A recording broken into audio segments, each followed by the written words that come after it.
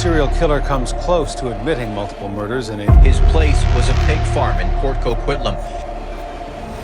As the police officer tried to get him to talk hours after he was arrested, that would have been Mona Wilson, one of the 6 women Picton was convicted of killing.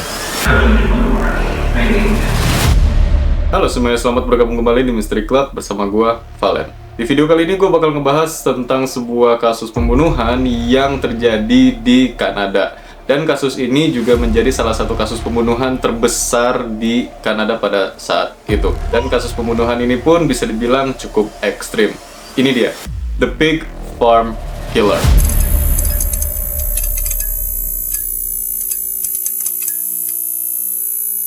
Downtown East Side of Vancouver, British Columbia, Canada adalah salah satu kota bagian yang paling sulit dengan tingkat kejahatan yang sangat tinggi. Bagian dari kota ini juga sering dikenal dengan sebutan The Skid Row of Canada. Dan juga banyak yang menyebut tempat ini dengan nama Low Track. Narkoboy dan geng menghuni Low Track. Dan juga di Low Track ini menjadi salah satu wilayah dengan infeksi HIV tertinggi di Amerika Utara. Dengan angka kematian yang sangat tinggi disebabkan oleh infeksi HIV tadi dan juga overdosis narkoboy. Sebuah survei pada tahun 1995 menunjukkan bahwa banyak sekali PSK-PSK di daerah Low Track yang memulai karirnya sejak usia yang bisa dibilang cukup muda. Dan banyak juga keluarga yang kehilangan anak perempuannya atau kerabat perempuannya atau ibunya juga akibat dari tingginya pekerjaan ini di daerah Low Track. Butuh waktu bertahun-tahun bagi para petugas untuk menyadari kok makin sini makin sedikit nih PSK-PSK yang ada di Low Track. Kalau menurut datanya, mereka membutuhkan sekitar 15 tahun lebih untuk melihat sebuah tren yang dimana pekerja seks komersial di daerah Low Track ini makin berkurang.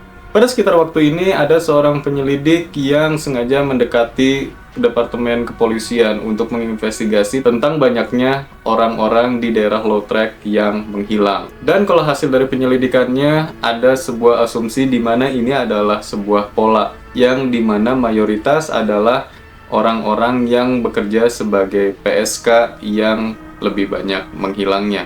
Dan kenapa ini disebut juga sebagai pola? Karena tidak bisa sembarangan orang bisa meninggalkan negara bagian seperti itu. Jadi nggak bisa selonong boy pergi begitu saja gitu. Tapi anehnya ini tiba-tiba hilang begitu saja. Dan inilah yang dicurigai sebagai pola.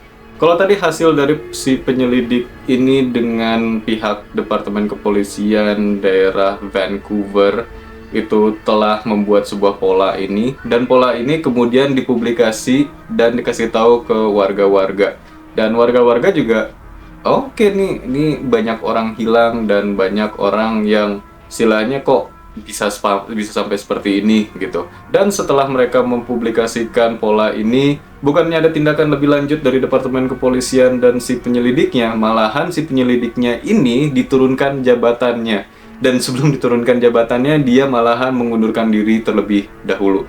Jadi ya daripada malu, ya mending gue walk out aja gitu. Singkat cerita, ada seorang polisi yang bernama Dave Dixon, yang dimana dia melakukan penyelidikannya sendiri. Dia memulai penyelidikannya dengan cara membuat daftar nama-nama orang yang hilang. Dari nama-nama ini dia sortir kembali, dia singkirkan nama-nama orang yang sudah ditemukan, dan dia singkirkan juga nama orang-orang yang by data sudah meninggalkan daerah tersebut. Setelah dia melakukan sortir nama ini, ternyata dia masih dapat list kumpulan nama-nama yang sangat banyak. Tadi kan itu baru satu daftar nama-nama orang yang hilang kan. Setelah dia nyelidikin lagi, ternyata kekumpul lagi nih nama-nama yang hilang. Dan dia jadinya dapat satu lembar lagi daftar orang-orang yang hilang. Nah, dari daftar yang kedua ini dia serahkan ke bagian kepolisian, dan sampai akhirnya polisi secara resmi membuat sebuah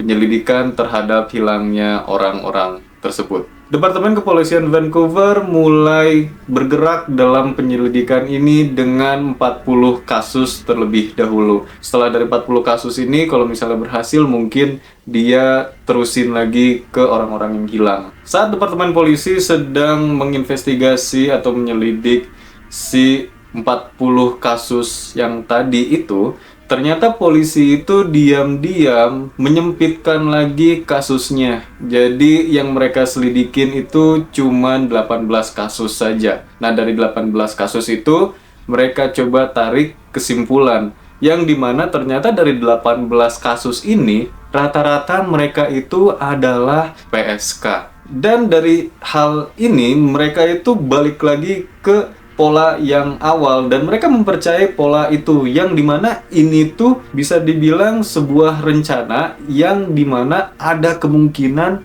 di daerah Lautrec ini ada salah satu pembunuh berantai atau serial killer, yang dimana dia hanya selalu mengincar pekerja seks komersial. Sementara itu makin banyak wanita yang menghilang, dan daftarnya menjadi 54 wanita hilang dari Lautrec dari tahun 1983 hingga tahun 2001.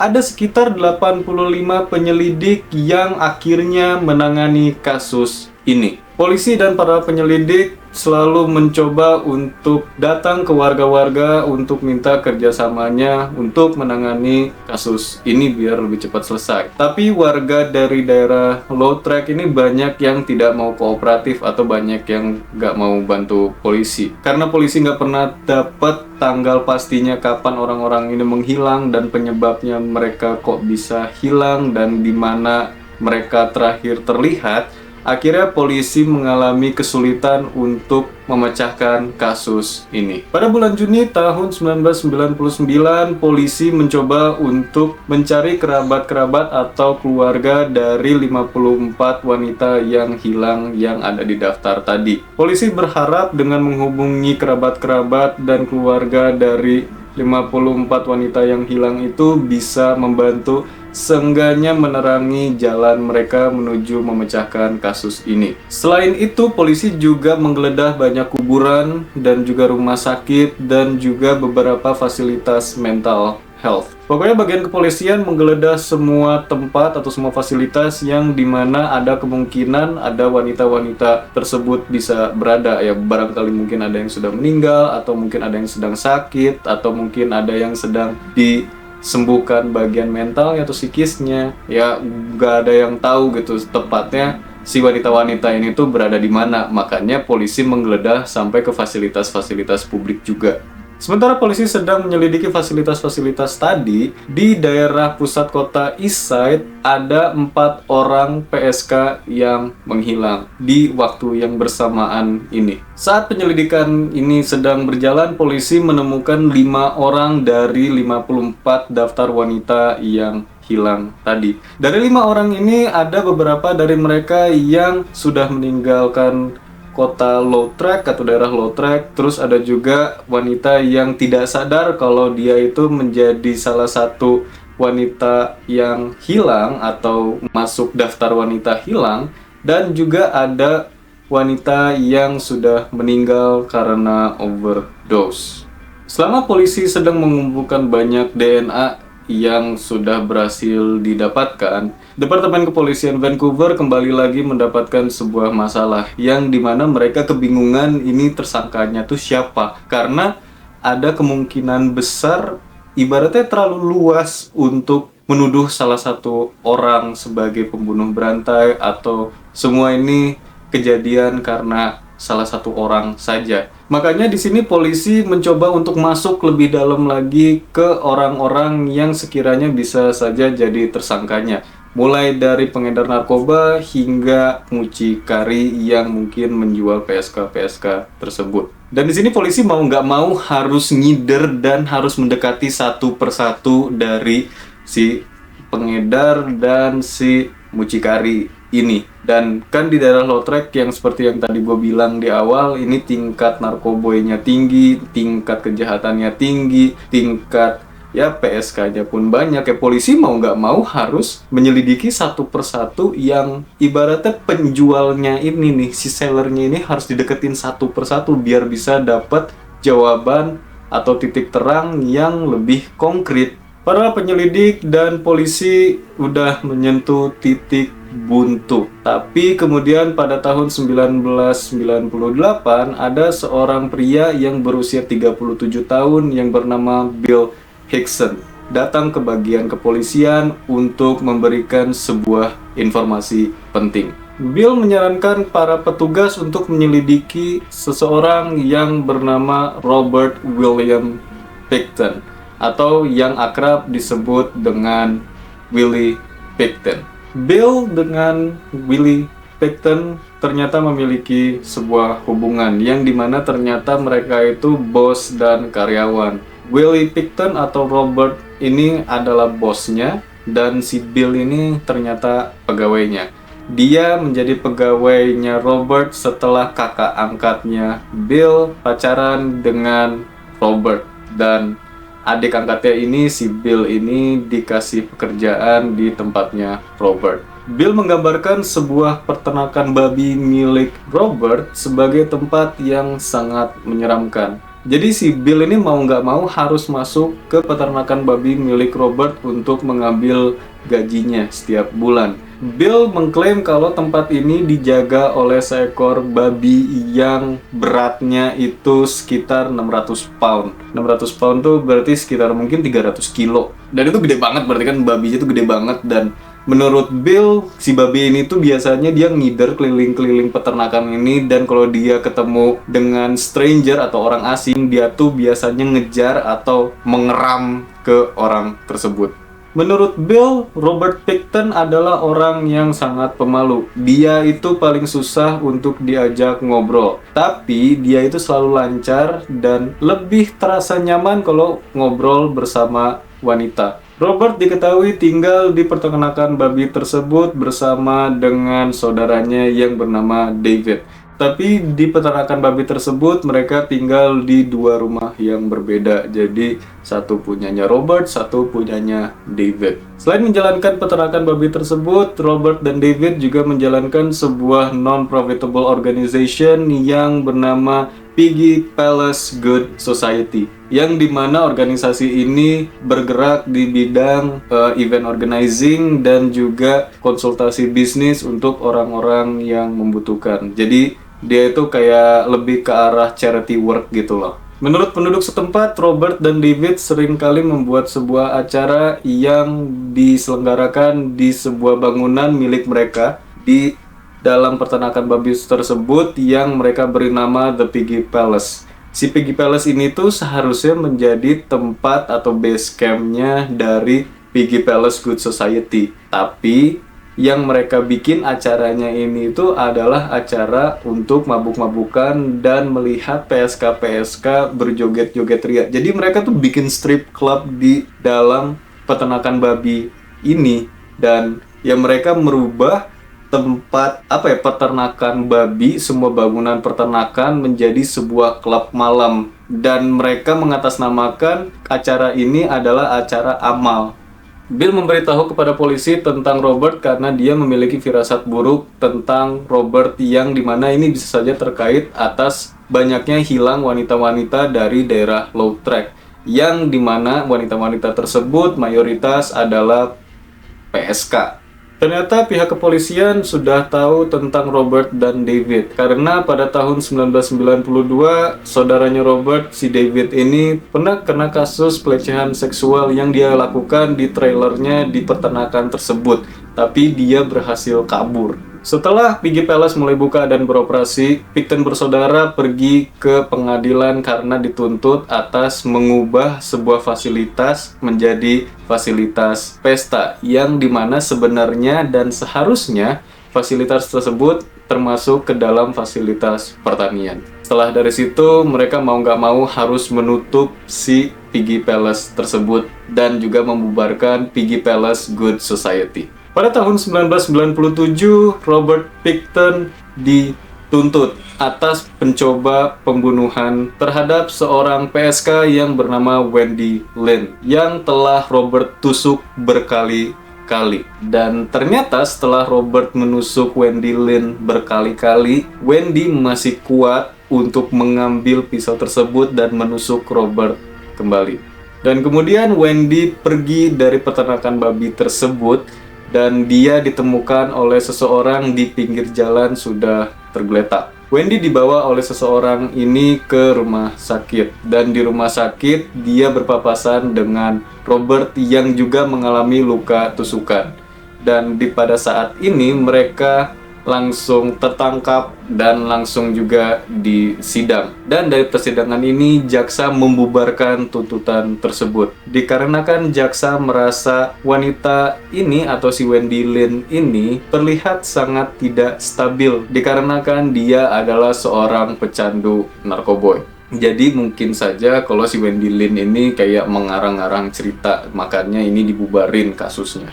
Bill Hickston yang tadi baru kita bahas, yang adik angkatnya dari pacarnya si Robert ini, dia itu sudah ngasih tahu ke polisi kalau Robert ini tuh dia sering keliling kota untuk mencari PSK-PSK yang bisa dia bawa ke peternakan babi milik dia. Dan dari situ mungkin dia lakukan sesuatu karena Bill mengklaim kalau dia itu sering melihat banyak dompet dan kartu identitas dan mungkin barang-barang kepemilikan dari PSK-PSK tersebut yang masih ada di peternakan babi milik Robert Pickton. Semakin lama semakin banyak wanita yang menghilang, yang dimana polisi menyatakan bahwa tahun 1997 menjadi tahun yang paling buruk dikarenakan tingkat wanita yang hilang adalah yang paling tinggi. Polisi juga sempat mencoba untuk menggali informasi dari beberapa narapidana yang sudah pernah ditangkap oleh pihak kepolisian, dan mereka yang rata-rata ditangkap karena menjadi pembunuh berantai di daerah Vancouver. Salah satunya ada Gary Leon Ridgway yang berusia 52 tahun pada saat dia melakukan kejahatannya, dan juga ada Keith Hunter Jefferson, dan juga ada Dayton Leroy Rogers. Pihak kepolisian juga sempat menuduh kalau mereka mungkin pelakunya sebelum mereka ketangkap. Tapi kalau dari klaimnya mereka mengaku kalau mereka sudah sejujur-jujurnya, yang dimana mereka tidak ada korban yang belum terungkap. Hingga pada tanggal 2 Februari tahun 2002, di mana polisi kembali lagi menyelidiki tempat milik Robert Pickton. Saat penggeledahan sedang berjalan, ternyata Robert Pickton itu sudah ditahan oleh pihak kepolisian atas tuduhan kepemilikan senjata api. Dan dalam kasus yang tuduhan ini, dia itu akan dibebaskan dengan jaminan. Tetapi pada tanggal 22 Februari, Pickton kembali lagi ditahan oleh pihak kepolisian. Yang dimana pada saat dia ditahan untuk kedua kalinya, hal ini yang membuat warga Lautrec atau warga-warga sekitar ini terkejut karena Robert Pickton didakwa atas kasus pembunuhan. Korbannya adalah Serena Abbott Sway dan Mona Wilson, yang keduanya sudah hilang sejak tahun 1997. Dan pada tanggal 8 Maret tahun 2002, polisi membocorkan hasil penyelidikan yang mereka dapatkan dari peternakan babi tersebut, yang dimana sampel yang mereka dapat secara positif, polisi sudah mengklaim kalau ini tuh Serena, yang dimana mereka dapatkan DNA tersebut dari peternakan babi milik Robert Pickton. Selama Robert Pickton ini ditahan di kantor polisi, polisi juga melakukan penyelidikan lebih dalam lagi di peternakan babi milik Robert Pickton, yang dimana pada tanggal 3 April polisi kembali lagi menemukan 3 sampel DNA dari peternakan babi tersebut. Bill Hickok merasa sangat marah karena seandainya kalau polisi dulu pada tahun 1997 saat dia pertama kali melaporkan tentang si Robert ini ke kepolisian, kalau misalnya waktu dari pertama kali dia melaporkan itu ditindak, mungkin sampai terakhir sekarang ini nih di tahun 2002 ini mungkin nggak banyak korban yang bertambahan. Dan Bill juga mengatakan seandainya polisi mendengarkan perkataanku pada saat itu, mungkin sekarang banyak nyawa yang terselamatkan. Pada tanggal 22 Mei tahun 2002, dakwaan yang ketujuh diajukan ke Robert setelah sisa-sisa dari tubuhnya Brenda Wolfe ditemukan di peternakan babi tersebut. Dan di sini akhirnya polisi mikir kok Robert bisa nyulik orang-orang ini dan dia eksekusi di tempat ini. Dan di kali ini para penyelidik benar-benar menemukan sisa-sisa dari tubuh manusia. Sambil penyelidikan tempat peternakan ini berlanjut, polisi mempercayai kalau ada 144 PSK yang dieksekusi di peternakan tersebut. 144 men, itu ngeri banget. Pada tanggal 2 Oktober tahun 2002, Robert Pickton kembali lagi ditambahkan 4 dakwaan lagi atas kasus pembunuhan PSK tersebut. Dan dari nama-nama yang keempat ini dipercayai juga keempat orang ini hilang sejak tahun 90-an. Robert sekarang sudah didakwa dengan 15 pembunuhan wanita hilang di daerah Lautrec. Dan kasus ini menjadikan kasus pembunuh berantai terbesar dalam sejarah Kanada. Meskipun David dan Robert tinggal di satu properti yang sama, tapi mereka tinggal di dua rumah yang berbeda seperti yang tadi gue bilang di awal. Dan di peternakan babi ini pun sebenarnya masih beroperasi sampai Robertnya ditangkap. Dan yang menjalani peternakan babi tersebut tuh sebenarnya Robert sendiri. Sedangkan David, dia itu mungkin punya pekerjaan di luar peternakan babi tersebut. Seiring berjalannya waktu, makin banyak sisa-sisa dari tubuh manusia yang ditemukan di peternakan babi milik Robert, yang dimana polisi menemukan beberapa bagian tubuh yang berada di dalam freezer dan juga ada beberapa tubuh yang sudah tercincang-cincang dan yang sudah digiling. Dan polisi juga menemukan beberapa sisa-sisa tubuh manusia di dalam tempat makan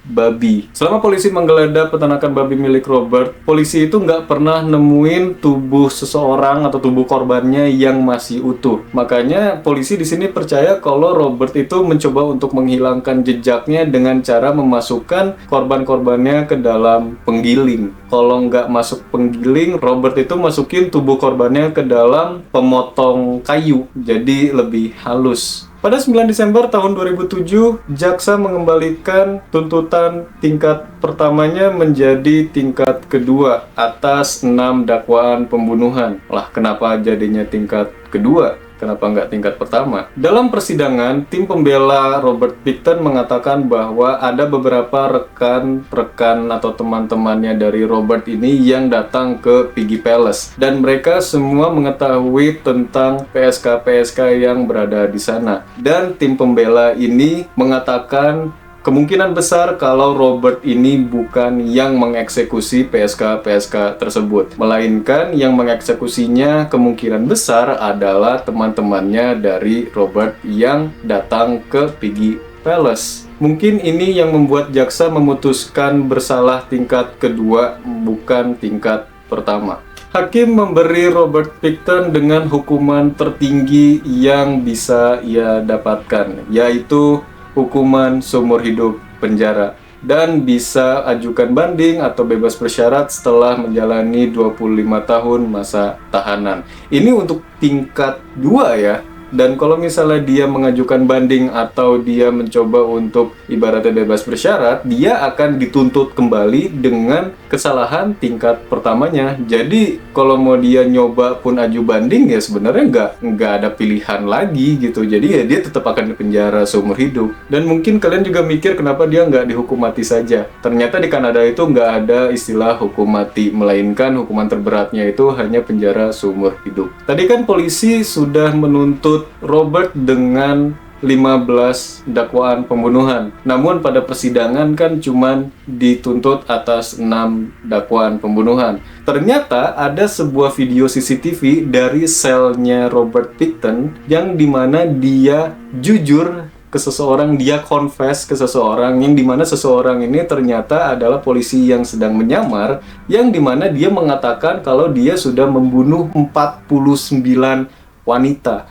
Dan dia itu sebenarnya mau nambah satu lagi biar menjadi genap 50 korban.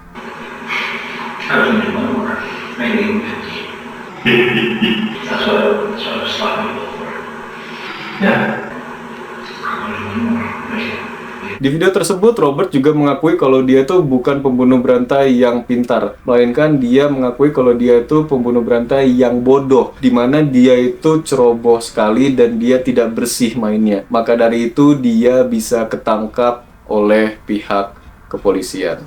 Meskipun polisi harus makan waktu yang tergolong sangat lama.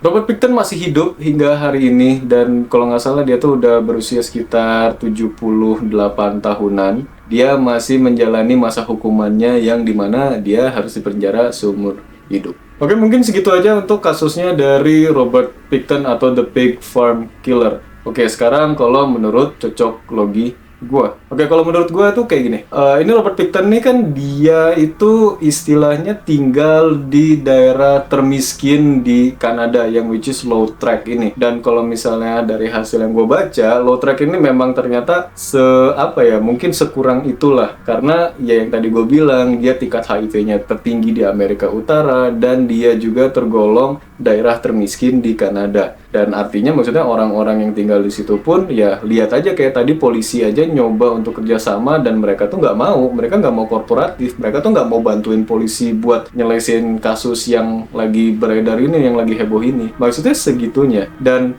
Robert itu tinggal di situ dan dia bekerja di situ, dia berpenghasilan istilahnya dari situ. Dan dia pun mengambil kesempatan di mana daerah tersebut tuh kan banyak ya yang tadi gue bilang banyak PSK, karena ya banyak PSK ini yang mungkin ya mereka juga butuh uang gitu, dan ya mereka mikirnya ya udah menawarkan diri aja lah. Akhirnya Robert mengambil kesempatan itu untuk pakai jasa mereka, dan setelah dipakai ya dieksekusi. Dan dieksekusinya juga seperti yang tadi gue bilang, dipercaya kalau dieksekusinya itu setelah badannya sudah meninggal dimasukin dalam ke penggilingan daging atau pemotongan kayu. Yang gue pikirin gini, kayaknya Robert ini punya mental issue atau dia mungkin punya sakit mental lah ya.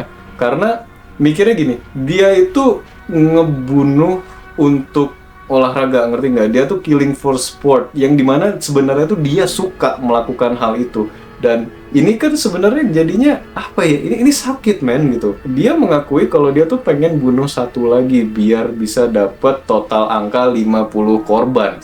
Siapa yang orang yang ngebunuh orang tuh pengen banyak-banyakan? Kayaknya cuma Robert doang gitu. Dan kalau dia bisa berhasil ngedapetin satu lagi dan dia bisa dapat 50 korban, kayaknya menurut gue dia juga belum puas. Dia pasti akan nambah lagi. Kasus ini tuh sebenarnya kan kasus yang bisa dibilang eye opening banget untuk Kanada. Karena selain kasus ini menjadi salah satu kasus pembunuh berantai terbesar di sejarah Kanada, ini juga menjadi salah satu kasus yang ibaratnya tamparan banget lah buat departemen kepolisiannya Vancouver. Mungkin segitu aja video tentang kasusnya Robert Pickton atau si Pig Farm Killer ini. Kalau kalian suka video ini, klik tombol thumbs up atau tombol like. Dan kalau kalian penasaran gue kedepannya upload video yang bagaimana atau video apa, kalian bisa klik tombol subscribe di bawah. Dan juga aktifkan tombol loncengnya biar selalu ternotifikasi. Dan kalau kalian mau ninggalin kritik atau saran atau pendapat, atau juga apapun, kalian bisa tulis di kolom komentar di bawah.